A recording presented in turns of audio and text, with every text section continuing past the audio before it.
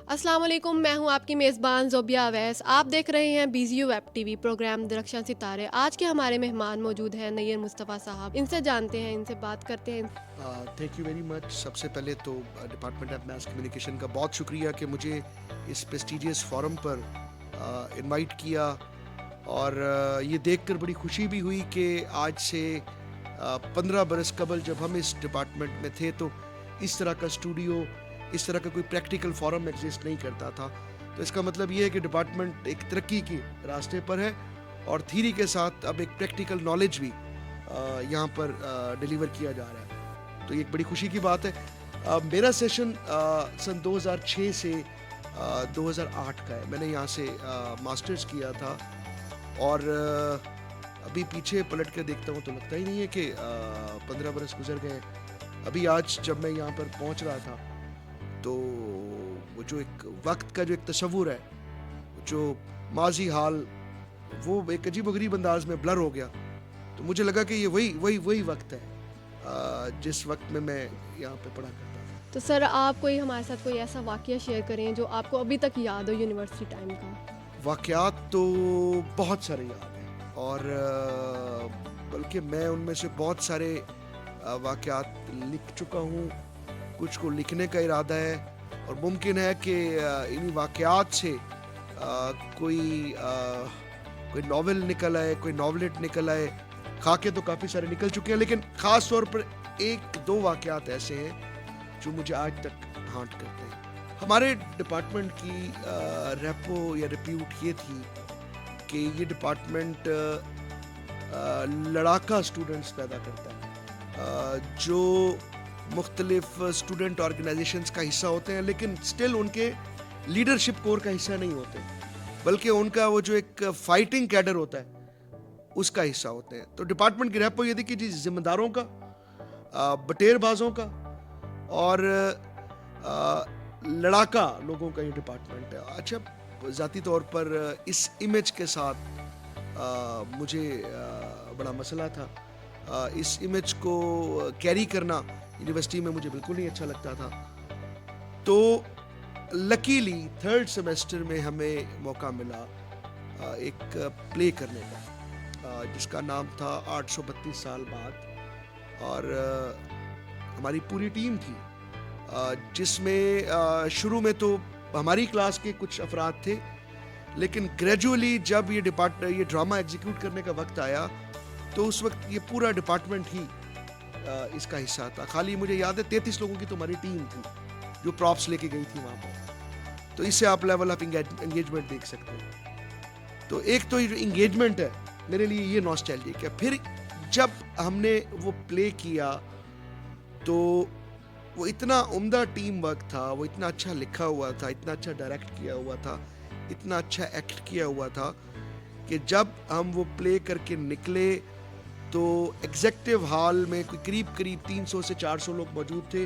उन सब लोगों ने हमें मैस कम्युनिकेशन के स्टूडेंट्स को स्टैंडिंग ओवेशन दिया। तो ये स्टैंडिंग ओवेशन अपने लिए नहीं, अपनी टीम के लिए नहीं, अपने डिपार्टमेंट के लिए ये एक मोमेंट है जो आज तक मुझे हांट करता है। इस दौरान जो टीम के मुख्तलिफ लोगों का आपस में ताल्लुक था वो मुझे आज तक हांट करता है।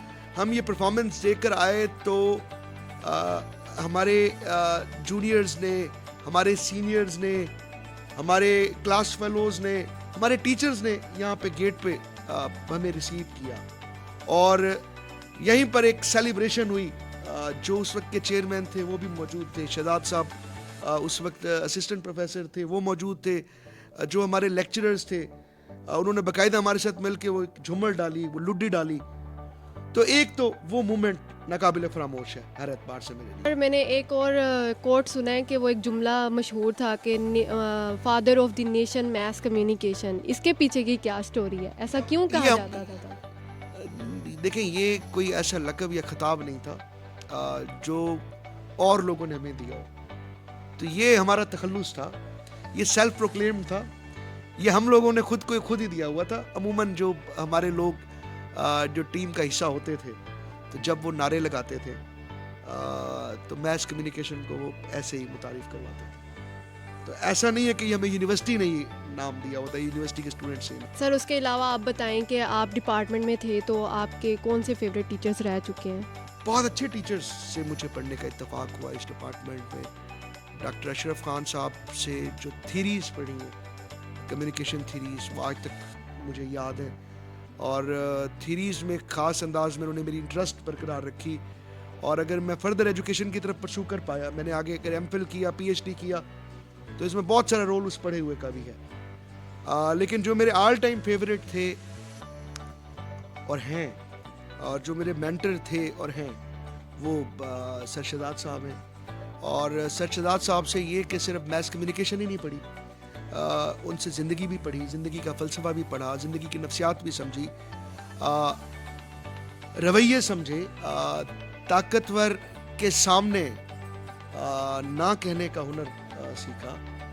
اور ایک اور واقعہ مجھے یاد آ گیا جو ڈائریکٹلی ڈپارٹمنٹ سے تو ریلیٹڈ نہیں ہے. سر نے مجھے موٹیویٹ کیا کمپیٹیٹیو ایگزام کی طرف جانے کے لیے.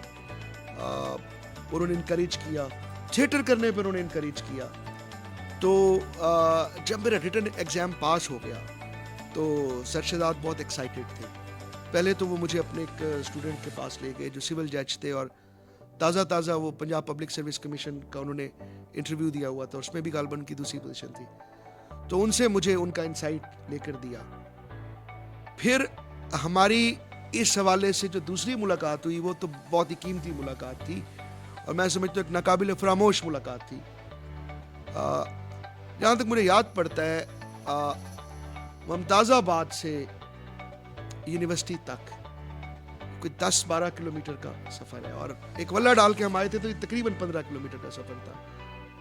یہ ہم نے واک کی تھی پیدل اکٹھے انٹرویو کے لیے لاہور جانے سے پہلے, اور اسپرٹ واک کا میں اسے نام دوں گا. تو اس اسپرٹ واک میں سر نے ڈسکس کیا, سر نے بتایا کہ وہ بھی ایگزام انہوں نے پاس کیا تھا, انٹرویو تک گئے تھے, لیکن وہ جذباتی تھے. انٹرویو میں کچھ چیزیں جو نہیں کہنی چاہیے تھی ان کو انہوں نے کہیں, اور انہوں نے مجھے ایکسپلسٹلی کہا کہ خیال کرو اس تجربے سے انسائٹ لیتے ہوئے تم نے یہ غلطیاں نہیں کرنی, اور اگر تم یہ غلطیاں نہیں کرو گے تو تم کر جاؤ گے. اور وہ ایک ایسی ملاقات تھی کہ اس دن ہم نے میس کمیونیکیشن بھی ڈسکس کیا, اس دن ہم نے لٹریچر بھی ڈسکس کیا, ہم نے آئی آر بھی ڈسکس کیا, ہم نے فلاسفی بھی ڈسکس کی, ہم نے کرنٹ افیئرس بھی ڈسکس کیے, ہم نے انٹرویو کی ٹیکنیک ڈسکس کی, انٹرویو کی سائنس ڈسکس کی, انٹرویو کی آرٹس ڈسکس کی. تو وہ بھی ایک ناقابل فراموش لمحہ. And sir is mentor for the life. Even M Phil کے دوران جب میں جہاں پھنسا تو سر سے میں نے ہیلپ لی کہ بتائیں آگے کیا کریں. پی ایچ ڈی کا سائنوپسس میں نے سر سے فائنلائز کروایا, اور میرے لیے بہت خوشی کی بات تھی اور آنر کی بات تھی, اور it was a matter of luck کہ جب میرا پی ایچ ڈی کا پبلک ڈیفینس اور وائیوا ہوا تو جو 2 سے 3 ایگزامینر وہاں موجود تھے ان میں سے ایک سر بھی تھے. اور سر کی ایک بات بڑی اور اچھی تھی, ماسٹرز تک تو سر سے ذرا دور کا رشتہ تھا, لیکن ماسٹرز کے بعد ایم فل کے دوران ہماری دوستی ہو گئی. تو 10-15 دن بعد ہم ملتے تھے, اکٹھے کھانا کھاتے تھے, سر ہی کھانا کھلایا کرتے تھے, اور اکٹھے واک کیا کرتے تھے, اکٹھے سنیما جایا کرتے تھے. اس وقت ابھی سنیماز کافی زیادہ ہوا کرتے تھے, ابھی آج والی صورتحال نہیں تھی. ان پہ ڈسکس کیا کرتے تھے, کریٹیکلی ڈسکس کیا کرتے تھے, سر کریئر کے لیے موٹیویٹ کرتے تھے. وہ جو سلسلہ سٹارٹ ہوا 2008-9 سے, تو 15 سال تک آج بھی وہ جاری و ساری ہے. مگر اس وقت بھی میں نے ایک چیز آبزرو کی, ماسٹرز میں ایک سبجیکٹ میں اگر میرے 85 سے 90 نمبر آ رہے تھے جب ہم دوست نہیں تھے, صرف ہمارا ایک فارمل اسٹوڈنٹ کا رشتہ تھا. انفارمل ہونے کے بعد اسی سبجیکٹ میں میرے 70 مارکس آنا اسٹارٹ ہوئے. میں پہلے حیران ہوا, سوچا کیا ہو گیا. پھر مجھے آئیڈیا ہوا کہ سر اب تعلق کی وجہ سے زیادہ سنبھل کے مارکنگ کر رہے ہیں, زیادہ سختی کے ساتھ دیکھ رہے ہیں, زیادہ آبجیکٹیو ہو گئے. تو سر کا یہ جو انٹیگریٹڈ پہلو ہے, جو ایک انٹیگریٹی ہے, جو ایک سبق ہے کہ تعلق ایک طرف, پروفیشن ایک طرف, یہ بھی میرے لیے ایک سورس آف لرننگ تھا, ہے اور رہے گا. اچھا سر, جیسے کہ آپ ایک افسانہ نگار ہیں, تو آپ یہ کب سے افسانہ لکھتے ہیں اور کیسے آپ کو شوق پڑا یہ سب کرنے کا؟ کس طرح کے افسانے لکھتے ہیں سر آپ؟ میں social realism, psychological realism, fantasy, even science fiction, اور I tried flash fiction, micro fiction, mini saga. تو وہ جتنے بھی اظہار کے ذریعے ہیں فکشن میں میں نے کوشش کی ہے ان کو ایکسپلور کروں. 2003 میں میں نے پہلا افسانہ لکھا تھا, اور جب میں اس ڈپارٹمنٹ میں آیا تھا تو اس وقت تک ایک کتاب میری شائع ہو چکی تھی نرک میں نرتکی کے نام سے, اور اس میں ایک افسانہ تھا کاشی کے نام سے, جس پر بہت سارے لوگوں کا گمان یہ تھا کہ یہ اروٹکا ہے. اچھا, یہیں ڈپارٹمنٹ میں ایک ٹیچر ہمارے ہوا کرتے تھے, ان کے ہاتھ میری کتاب لگ گئی, تو ایک سینئر ٹیچر تھے, تو انہوں نے قرارداد پیش کی کہ اس نوجوان کو کہ جو ایسی تحریریں لکھتا ہے ڈسپلنری کارروائی کر کے ڈپارٹمنٹ سے نکال دیا جائے. خیر وہ اللہ بخشے مرحوم کریم ملک زندہ تھے, تو وہ صحافی تو تھے ہی, لیکن LLB کی ڈگری بھی تھی, اور وہ LLB کی ڈگری کو زیادہ آن کرتے تھے پروفیسر ہونے سے یا صحافی ہونے سے. تو انہوں نے کہا کہ دیکھیں سر, آپ کی بات بجا ہے, ایسا افسانہ لکھنے پر واقعی نکال دینا چاہیے, لیکن مسئلہ یہ ہے کہ اس نے یہاں آ کے نہیں لکھا, یہ پہلے سے لکھ کے لایا, غلطی سے ہم اس کو ایڈمیشن دے بیٹھے, اس وقت تک ہماری نظر سے نہیں گزرا تھا, تو اب ہم اس کو نہیں نکال سکتے, ہمیں انتظار کرنا پڑے گا کہ ہمارا اسٹوڈنٹ ہوتے ہوئے یہ ایسا ایک افسانہ اور لکھے. اور مجھے بتایا بھائی میں نے قانونی نکتہ دے کے تمہیں بچا لیا, ادروائز وہ جو پروفیسر صاحب تھے وہ تو اس چکر میں تھے کہ تمہاری چھٹی. Thank you sir. اس کے علاوہ سر آپ یہ بتائیں کہ آپ پروفیشنلی ابھی آپ کیا کر رہے ہیں, آپ نے کیا کیا اسٹرگلس کی ہیں, کون سی مشکلات آپ نے فیس کی, کیونکہ آج کل کا جو دور ہے وہ بچے اسٹرگلس نہیں کرتے, وہ کہتے ہیں ڈائریکٹ ہمیں جو ہے وہ بڑی کرسی مل جائے. تو تھوڑا سا آپ اپنا ایکسپیرینس شیئر کریں ہمارے ساتھ تاکہ سننے والے دیکھنے والے جان سکیں. دیکھیے, اگر میں پلٹ کے دیکھوں تو کریئر کے لیے تو میری کوئی بہت لمبی چوڑی اسٹرگل نہیں ہے. اسٹرگل میں نے کی ہے کچھ اور چیزوں کے لیے, اسٹرگل میں نے کی ہے اپنے لکھے کو بہتر کرنے کے لیے, اسٹرگل میں نے کی ہے فردر پڑھنے کے لیے, جاب کے بعد فردر پڑھنا ایک اسٹرگل تھی. مشکل تھا یہ کہ آپ ایک ایگزیکٹو جاب ہوتے ہوئے جو خود بذات خود جو 9 سے 5 کی جاب ہے, اور آپ اس کے بعد ایک فیملی لائف بھی ہو آپ کی, اور آپ ایجوکیشن کو پرسو کر رہے ہو, اچھے سے پرسو کر رہے ہو, تھیسس بھی کسی سے لکھوانے کے بجائے خود لکھیں. تو سیم وتھ PhD, اس کے اندر بھی یہی ایک سلسلہ رہا. تو ایجوکیشن کے لیے ایفرٹ ہے, اپنی کریٹو لائف کے لیے ایفرٹ ہے, کریئر کے لیے کوئی بہت لمبی چوڑی ایفرٹ نہیں تھی. 2008 میں نے ڈگری کی تھی اگست میں, تو انہی دنوں پتہ لگا کہ PMS پروونشل مینجمنٹ سروسز کے پیپرز ہو رہے ہیں, داخلے جا رہے ہیں. تو غالباً ستمبر یا اکتوبر میں نے ایڈمیشن بھیج دیا تھا اس کے لیے. پیپر تھوڑے لیٹ ہوئے, وہ کہیں جا کر ہوئے جون 2009 میں. تو ٹوٹل 2 جگہوں پہ میں نے اپلائی کیا, اسلامیہ یونیورسٹی بھاولپور میں لیکچرر کے لیے, اور یہ جو پروونشل مینجمنٹ سروسز کے پیپر تھے, تو وہاں پہ بھی ریٹن میں نے ٹاپ کیا تھا, گروپ ڈسکشن میں نے ٹاپ کیا تھا, انٹرویو میں انلکیلی اور luckily I could not make it. ایک تجربہ میرا وہ تھا, اور PMS لکیلی اور انلکیلی یہ پاس ہو گیا. I made 2 interviews اور انٹرویو کلک کر گیا.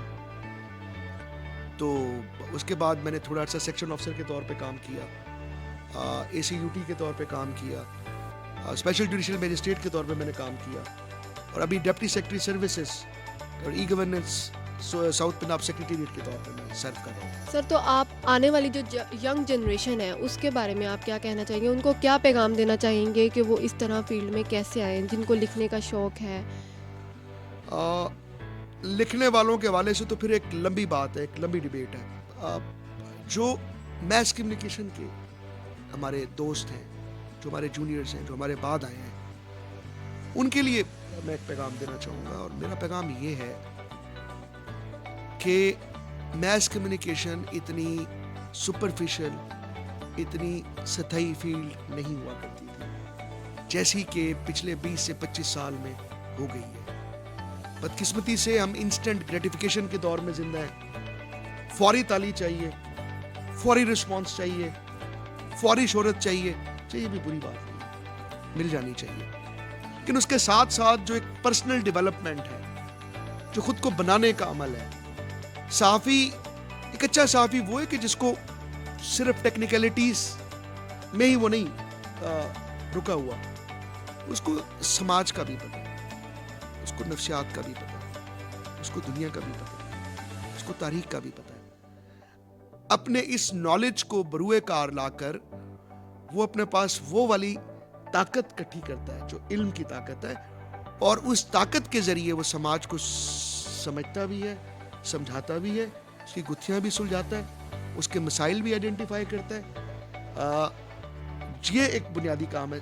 लाइक उस तरह के साफी आना जो तो लगता है दुनिया में ही बंद हो गए। जैसे ओरियाना फ्लाशी थी, कभी इंटरव्यू विद हिस्ट्री जैसी किताब लिखी, जो कुछ उस वक्त पावर डिस्कोर्स के तौर पर एग्जिस्ट करता था दुनिया में, उस सब का सामना किया, डट के सामना किया, क्रिटिकली एनालाइज किया, एक बेहतर दुनिया का ख्वाब देखा और हम सबके सामने रखा, या इवन उससे पीछे चले जाए तो हमिंगवे, ओ हेनरी, ये सब भी राइटर्स थे, मगर ये सब जर्नलिस्ट भी थे। तो हमें ऐसे जर्नलिस्ट की जरूरत है जिनके पास डेप्थ हो, जो इस प्रोफेशन को सुपरफिशियल ना बनने, ये सिर्फ इमेजोलॉजी बन के ना रह जाए, इसके जरिए सिर्फ कुछ लोगों की इमेज बिल्डिंग ना होती रहे।